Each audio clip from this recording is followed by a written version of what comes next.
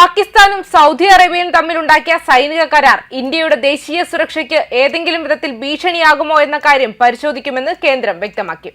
പാകിസ്ഥാന്റെ പ്രവൃത്തികളിൽ ഇന്ത്യ ശക്തമായ മുന്നറിയിപ്പ് നൽകിയ സാഹചര്യത്തിലാണ് രാജ്യത്തെ പിടിച്ചു നിർത്താൻ മറ്റു രാജ്യങ്ങളുമായി പാകിസ്ഥാൻ ബന്ധങ്ങൾ പുതുക്കുന്നത്. സൗദിയുമായി കരാറിൽ ഒപ്പുവെച്ചതും അതിന്റെ പ്രതിഫലനമാണ്.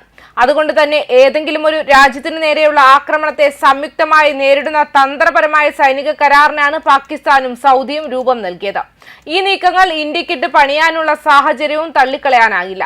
ഇന്ത്യയുടെ ദേശീയ സുരക്ഷയെയും മേഖലയുടെ സുരക്ഷയെയും കരാർ ഏതെങ്കിലും വിധത്തിൽ ബാധിക്കുമോ എന്നത് സൂക്ഷ്മമായി നിരീക്ഷിക്കുകയാണെന്നും വിദേശകാര്യ വക്താവ് രൺധീർ ജയ്സ്വാൾ പ്രതികരിച്ചു. ഇന്ത്യയുടെ ദേശീയ താൽപര്യങ്ങൾ ഏതു വിധേനയും സംരക്ഷിക്കാൻ സർക്കാർ പ്രതിജ്ഞാബദ്ധരാണെന്നും അദ്ദേഹം വ്യക്തമാക്കി. പാകിസ്ഥാൻ പ്രധാനമന്ത്രി ഷഹബാസ് ഷെരീഫിന്റെ സൗദി സന്ദർശനത്തിനിടെ ബുധനാഴ്ചയാണ് ഇരു രാജ്യങ്ങളും കരാറിൽ ഒപ്പിട്ടത്. ഹമാസിനെ ലക്ഷ്യമിട്ട് ഇസ്രായേൽ ഖത്തറിൽ ആക്രമണം നടത്തിയതിനു പിന്നാലെയാണ് കരാർ എന്നത് ശ്രദ്ധേയമാണ്.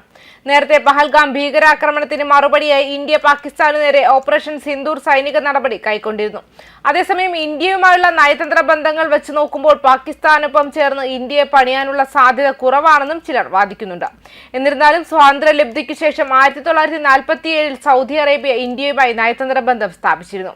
ചരിത്രപരമായി ഇരു രാജ്യങ്ങളും പരസ്പരം തന്ത്രപരമായ സഖ്യകക്ഷികളായി കാണുന്നു.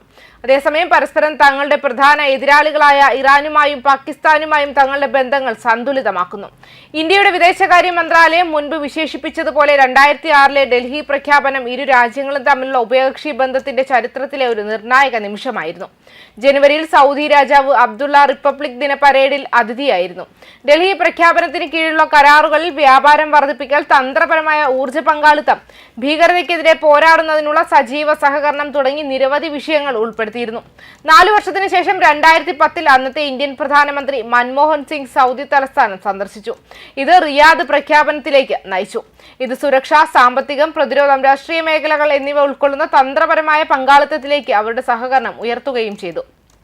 ഇന്ത്യയിലെ മൂന്നാമത്തെ വലിയ എണ്ണ വിതരണക്കാരിൽ ഒന്നായ സൗദിയുമായുള്ള ബന്ധം ശക്തിപ്പെടുത്താൻ ലക്ഷ്യമിട്ടുള്ള ശ്രമങ്ങൾക്ക് പ്രധാനമന്ത്രി നരേന്ദ്രമോദി പിന്തുണ നൽകിയിരുന്നു.